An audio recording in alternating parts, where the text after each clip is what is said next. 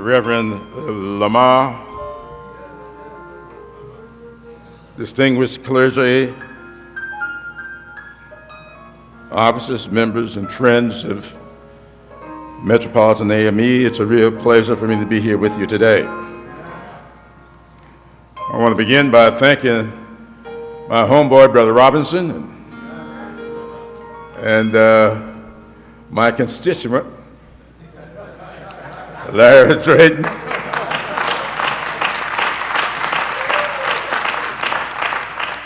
for their dual presentations and introductions here this morning. I really am honored to be the recipient of this Writ Award. What Larry did not mention, I'm a proud Omega.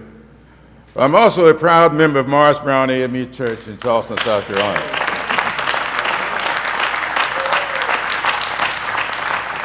And although I spent some time a few weeks ago with my pastor, Charles Watson, and my bishop, Bishop Norris, I cannot say I'm bringing you greetings from Morris Brown AME this morning.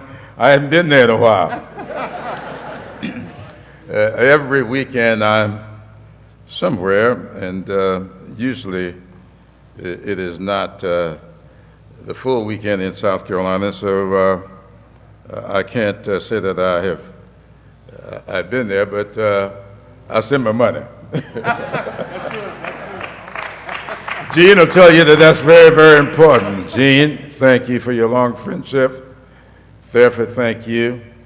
You know, those of you who look in on C-SPAN and watch all of our proceedings, you know that we often refer to each other as my good friend, when most times we don't mean it. But when I call your bishop and your supervisor my good friends, I really do mean it.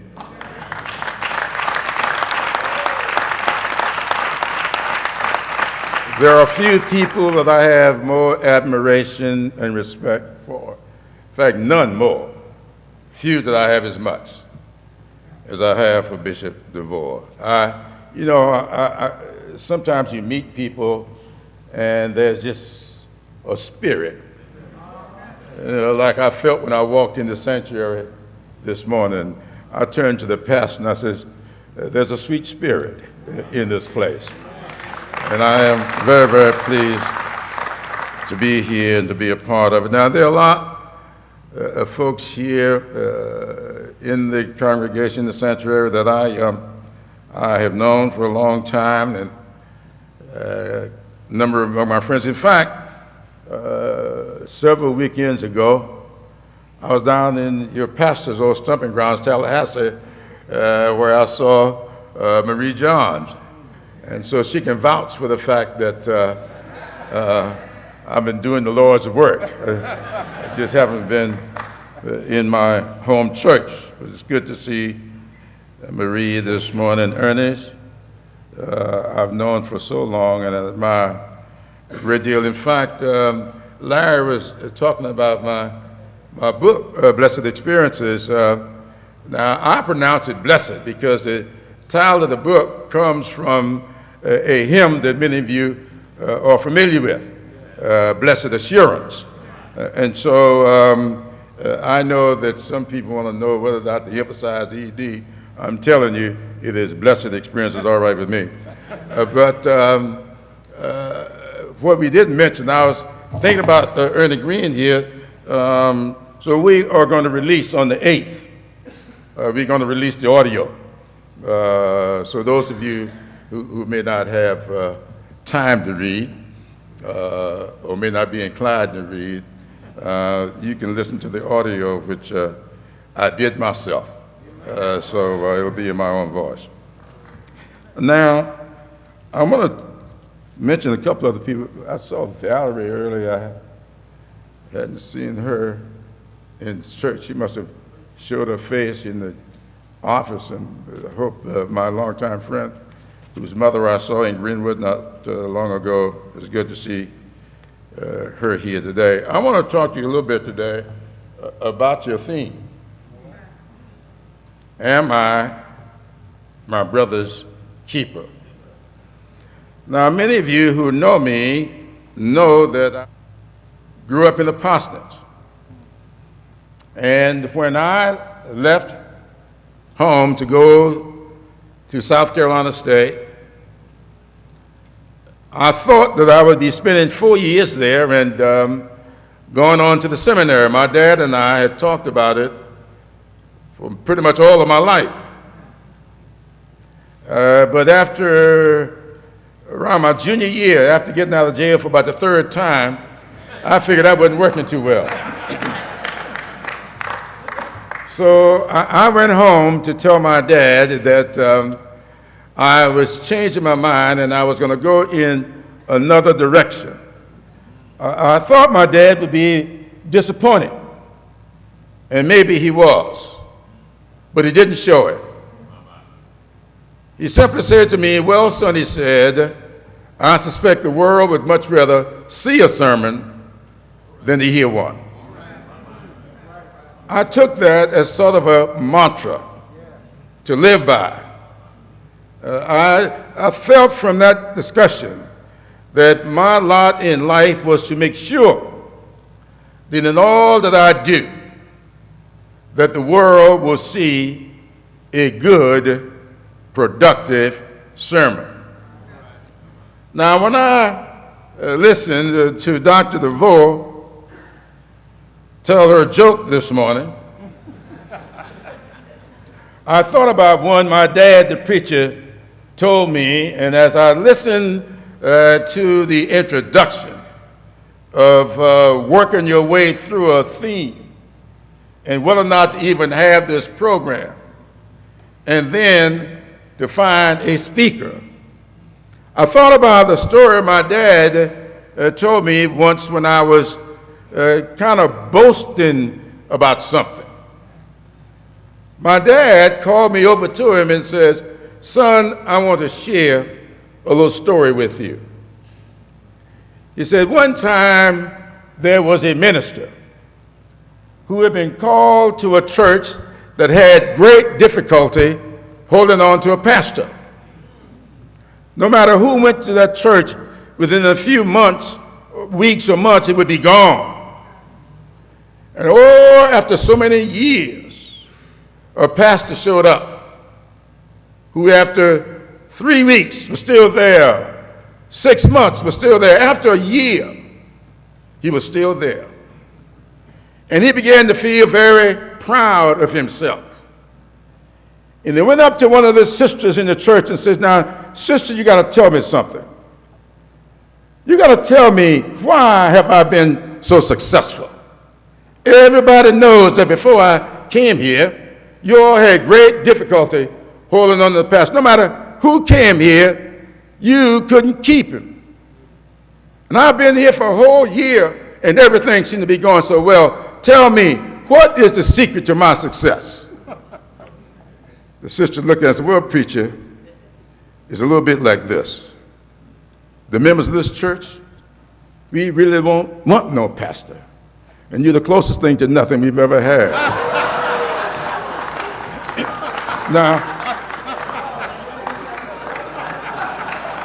I thought about that story where Larry talked about not wanting to have Men's Day. Maybe y'all didn't want no speaker.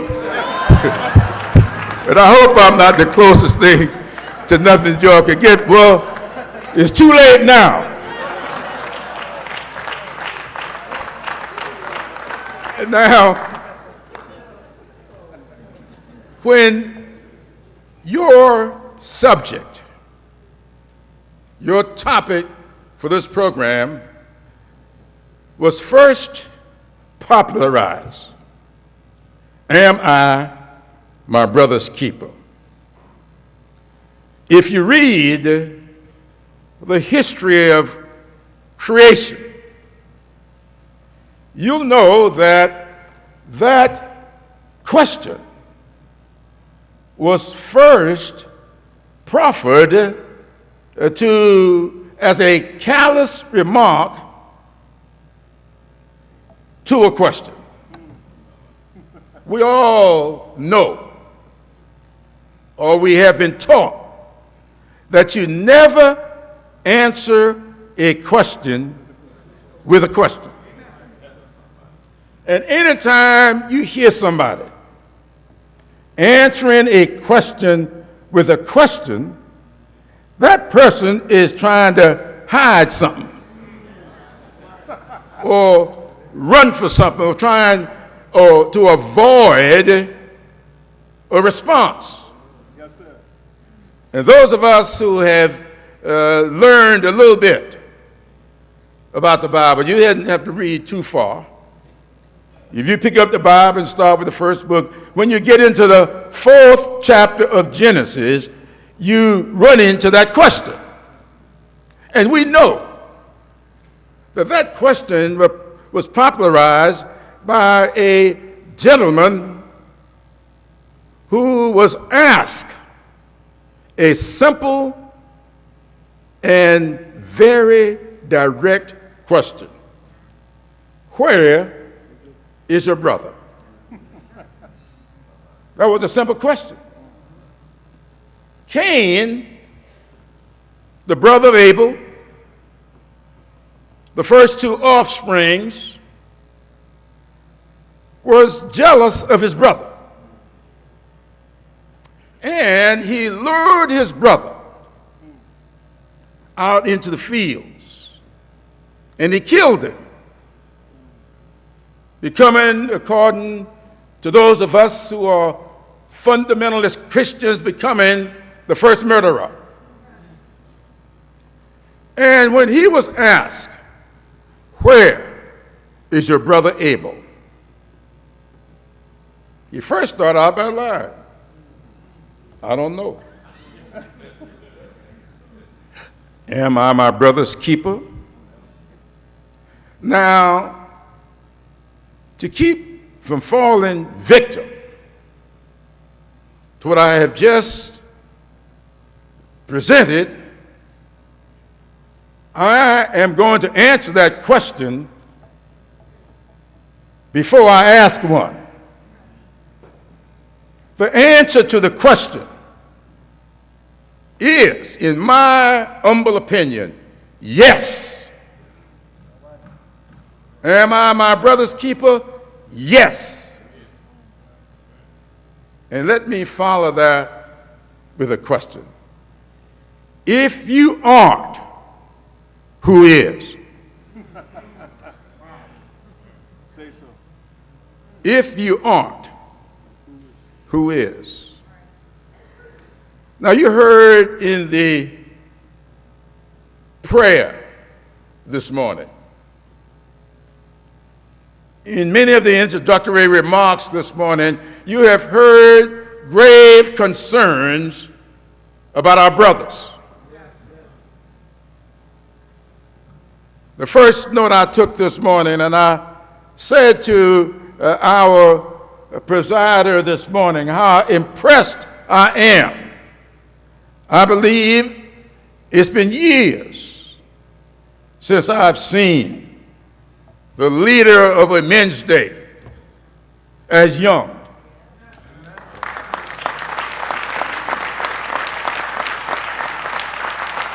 And I told him so, and I told him, it says to me that the men of Metropolitan are beyond honorary. They are blending the old with the new. They are trying to get experiences and energy coinciding with each other. Yes, sir. Yes, sir. It's biblical. I call the young man because he's strong and the old man because he knows the way. And I come this morning to thank you for having these young people participate as you've had them participate, because we are our brother's keepers. It's biblical. Proverbs teaches us, train up the child in the way it should go, and when it is older, it will not depart from it. I said to his mother, you must be very proud. His grandmother, I know she's proud because he's from Orangeburg, South Carolina. So I want you to know he told y'all he came here from New Jersey, but the boy's roots are in South Carolina. There got to be some good in it. But I want to answer this question for you this morning in a little more detail. I listened very carefully, as I usually do, to the scripture that's being read and the prayer that is made in order to figure out how to conduct myself. You know, my dad used to tell us often on Sunday mornings now, I am without prepared text this morning, and I'll be waiting on the Spirit to move. And a lot of Sunday mornings after an hour and a half, you'll still be up there waiting on the Spirit to move. I'm without prepared text this morning, but I assure you that I'm going to see some kickoff this afternoon, so you ain't have to worry about that. But I was listening very carefully to the prayer. And I thought, as the prayer was being delivered, I thought about the Epistle of James, which is my favorite book of the Bible. Not so much because of my name, that would be okay too, but it's such a short book of the Bible. All 5 chapters you can read in one sitting and think you've done something. So I thought about that epistle this morning. Now, the thing we have to know about the Epistle of James is that it was written at a time that the faithful, those who had been left here to do the work of the Savior, were having great difficulty trying to figure out how they were supposed to go about demonstrating their faith. Now, there was one school of thought that says all you have to do is express it. Just say, I believe, and that's all you have to do. It's nobody's business. You've heard people say, this is my relationship between me and my God, it ain't none of your business. You've heard that excuse for people who won't go to church, won't do anything that the Bible teaches. You ain't got nothing to do with this. This is between me and my God. Now, some of those were present when the faithful were trying to determine how to conduct themselves. So, James, who was reputed to be Jesus' brother, had some feelings about that. Now, you've got to look at a little bit of history here, as what wasn't mentioned this morning. I'm a history teacher. That's basically what I am. This political stuff I love, but I'm at heart a history teacher. Now, the history of the Epistle of James is that it was written somewhere around 44 AD, which means 44 years after Christ had ascended. This discussion broke out, and James sat down to write his epistle. James wrote his epistle because he disagreed with the notion that all you had to do was express it. James wrote, if your brother or sister comes to you hungry and naked, it's not enough to tell them to go in faith. You feed them and you clothe them, because faith without works is dead. That's what James taught us. And so if you ask the question, am I my brother's keeper, my question to you is simply, is your brother hungry?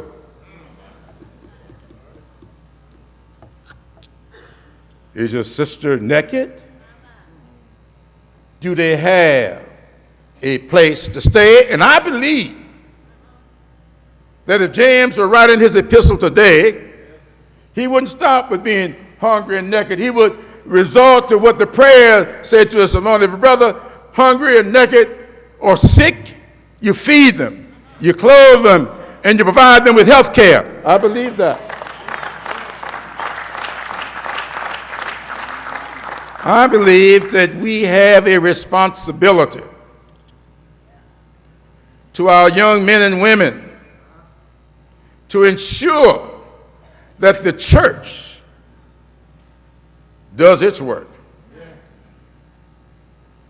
To ensure, my brothers, that the fraternities do their work. Sororities respond to the needs.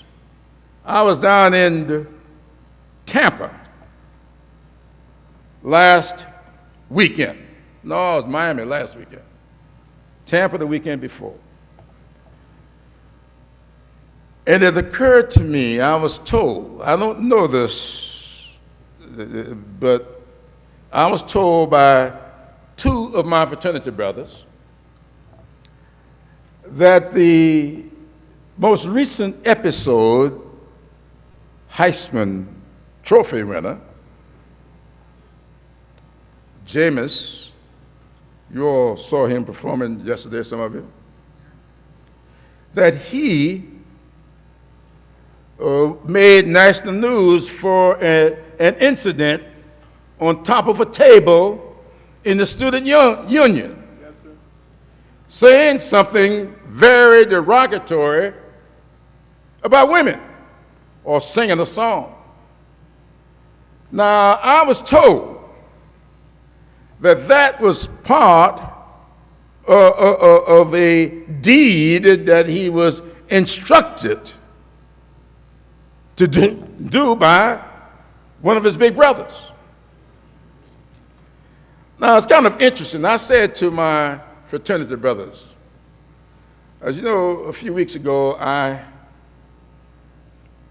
had a visitor in my office. It was a young man who showed up unannounced and said he needed to see me because he needed to get my signature on something. When the receptionist came back and asked me, could she bring him back, I says, well, bring him back. I don't know what am I supposed to sign. Well, it turned out that he was pledging in the fraternity. And he was instructed to get the signature of some of the members. And he wanted to get my signature on in his little book. I said, now, you're not responsible for this, so I'm going to sign it. But when I go to the fraternity meeting,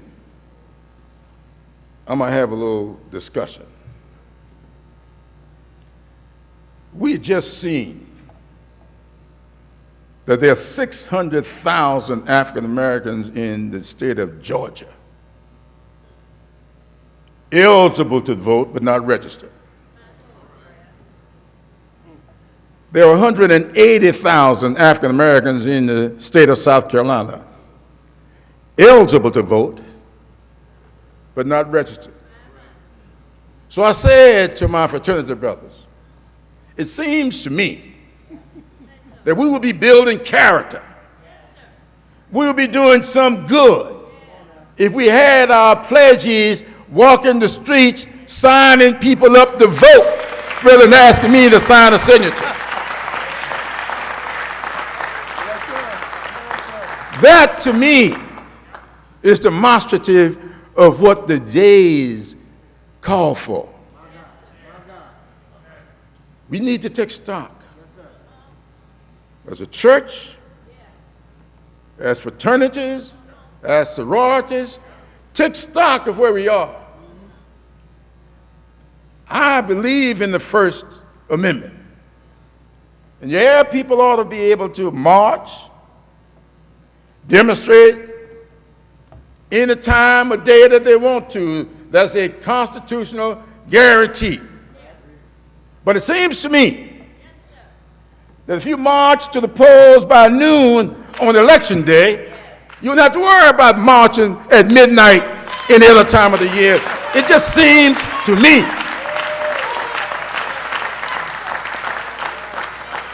That is something the church needs to look into. I remember when my dad stood before his congregation one Sunday, and one of the ladies stood up to testify. And she said, I've been down so long, getting up don't cross my mind. My daddy went to the podium and he said, those words should never be uttered in here again.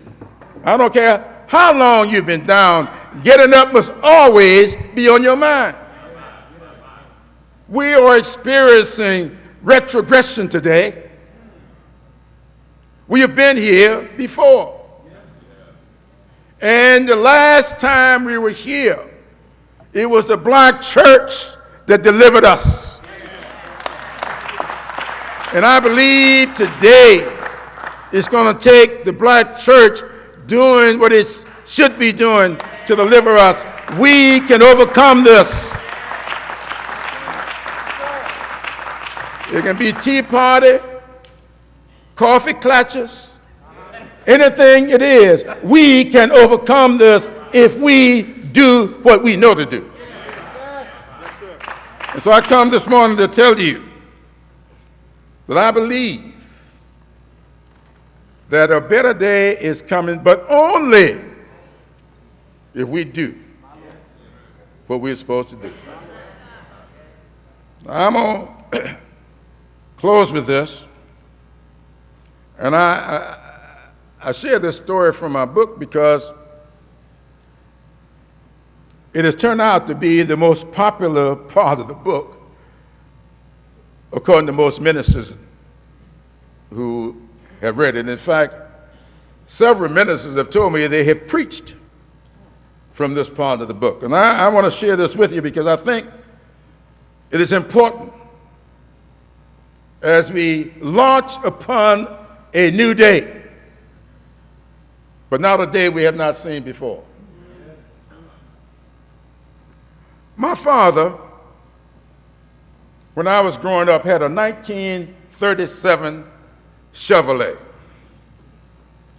It was a pretty good car. You could drive into a telegram pole, back up, keep going, there wouldn't be a dent in it. But for some strange reason, that car seemed to know every time Saturday rolled around. It looked like every Saturday we'll be down to Mr. Singleton, out there, North Main Street in Sumter, to get that car running for another week. And one day, now, you know, some of y'all look kind of funny, but y'all know what I'm talking about.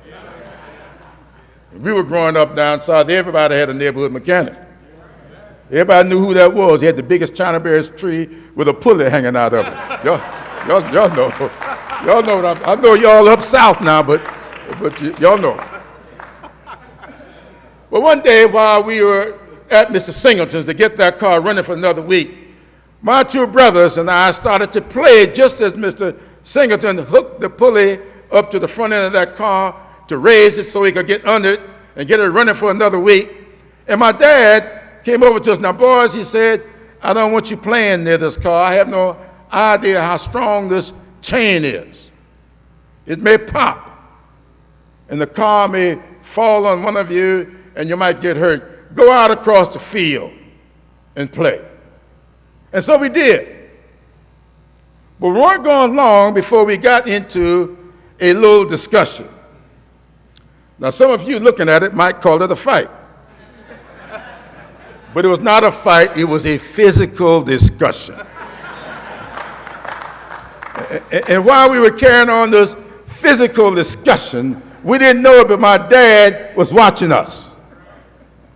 And when he thought it had gone on long enough, he called the three of us over to him. He was sitting there on one of those old wooden drink crates. And he lined us up in front of him, and he had in his hands a piece of cord string. He took that piece of cord string and he gave it to my brother Charles. Said, Charles, I want you to pop this string. Charles struggled and struggled and he couldn't pop it. He then took it back and gave it to my brother John. He said, now John, you're 2 years older and you're stronger. You pop the string. John struggled and struggled and he couldn't pop it. He then took it back and he gave it to me. He said, now James, you the oldest, you the strongest, you pop the string.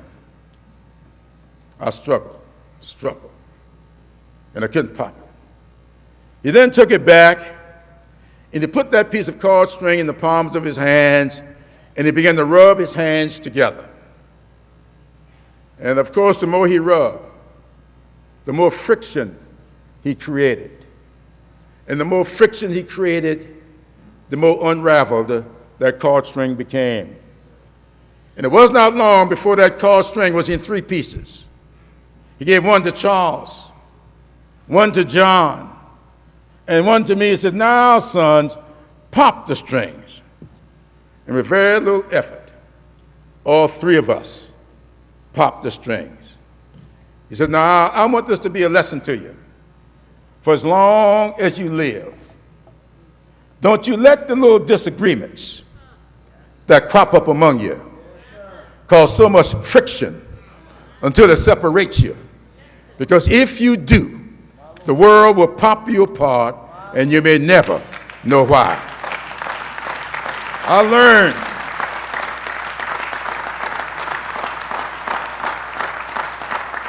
learned a great lesson that day. And I hope that all of us will learn that we will sometimes disagree. There is no one way to do anything. We must not let our disagreements cause too much friction, because we are facing a new day. We are facing trials and tribulations that our forebears faced and we thought were behind us.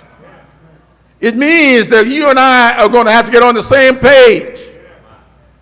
We're going to have to learn to work together. We have to learn to honor each other's differences, respect each other's experiences, and bring to our efforts a cohesive, coordinated effort to move an agenda so that we can make sure that our children and our grandchildren don't have to relive things that we thought were behind us.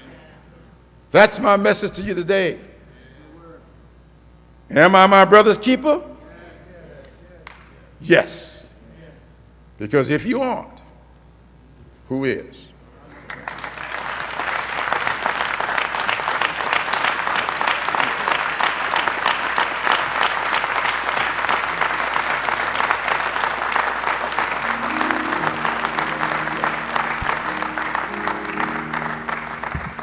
I invite you all to stand.